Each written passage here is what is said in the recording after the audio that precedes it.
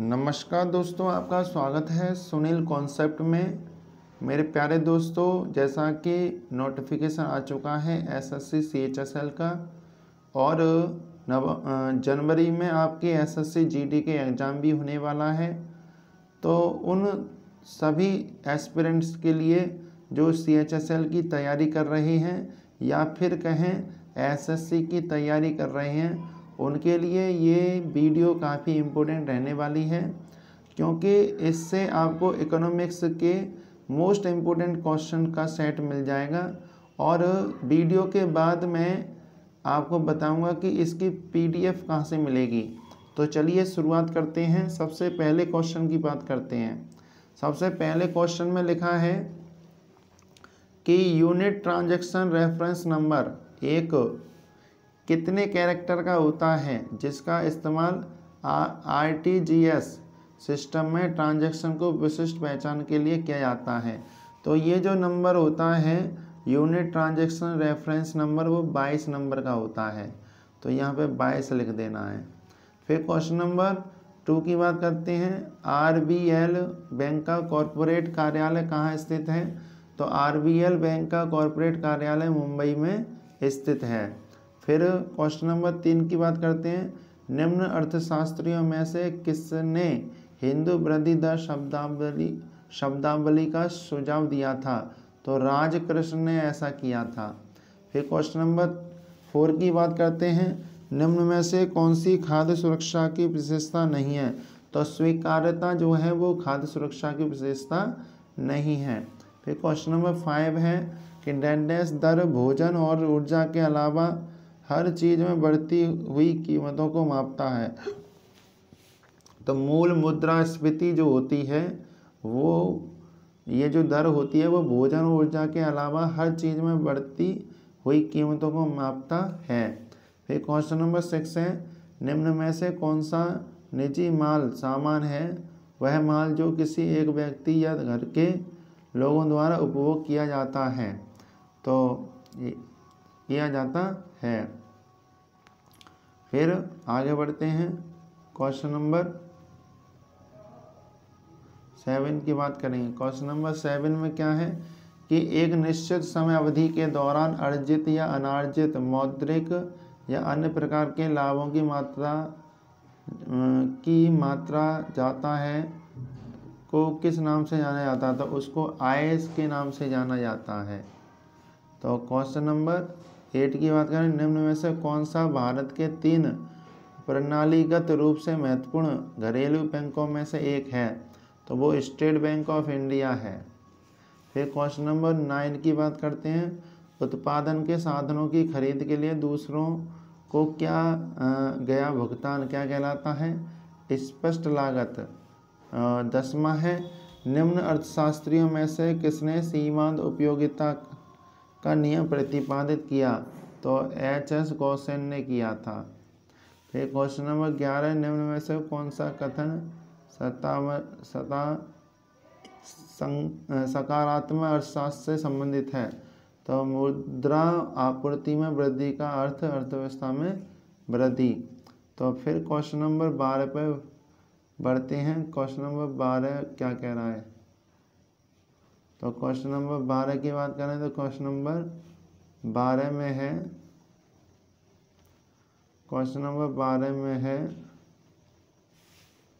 एक अक्षरांकीय कोड है जो एनईएफटी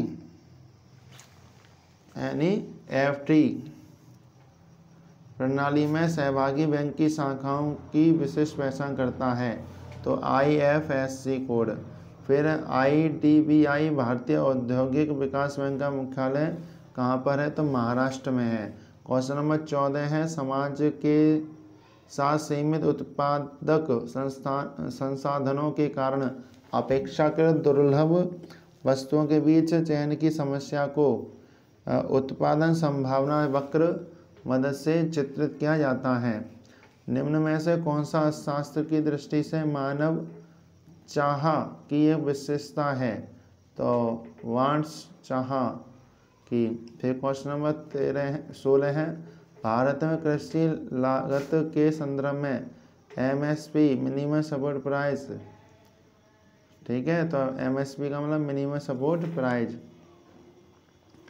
फिर बढ़ते हैं क्वेश्चन नंबर 17 की तरफ बढ़ेंगे। क्वेश्चन नंबर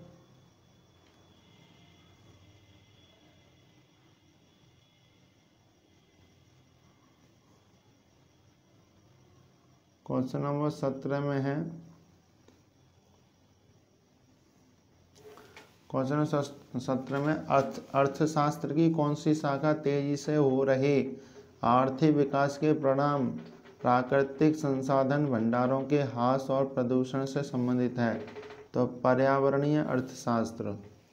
फिर क्वेश्चन नंबर 18 है, वे दो चर कौन से हैं जिनका संबंध पर्यावरण कुजनेट द्वारा दिया जाता है?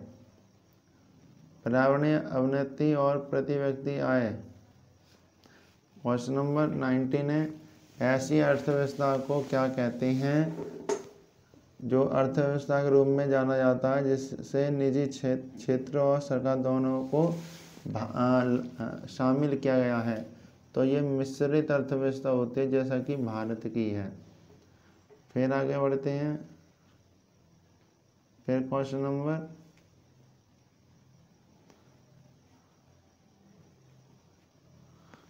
नंबर पे आते हैं। फिर 20वें पे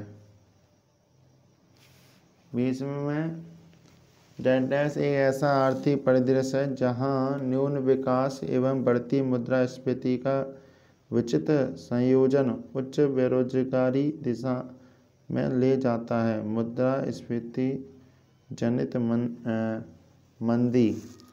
21वां क्वेश्चन है कि उत्पादन के वर्धित स्तर से प्राप्त लागत में अनुपातिक बचत को क्या कहा जाता है? तो बड़े पैमाने की अर्थव्यवस्था कहा जाता है।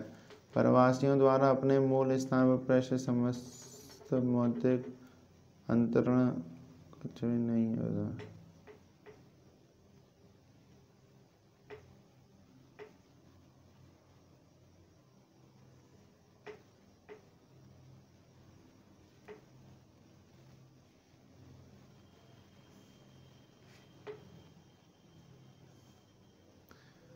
फिर क्वेश्चन नंबर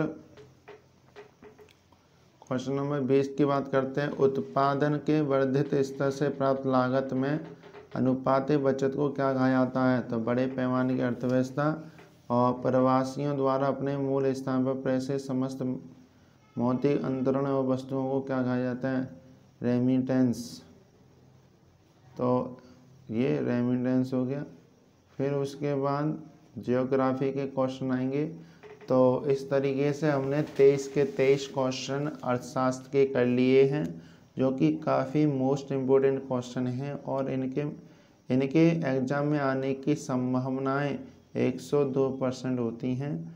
तो बने रहिए चैनल के साथ। और जो स्टूडेंट्स नए हैं और उन्हें हमारी वीडियो पसंद आ रही हैं तो चैनल को लाइक एंड सब्सक्राइब करना ना भूलें। मिलते हैं एक और सुंदर वीडियो के साथ।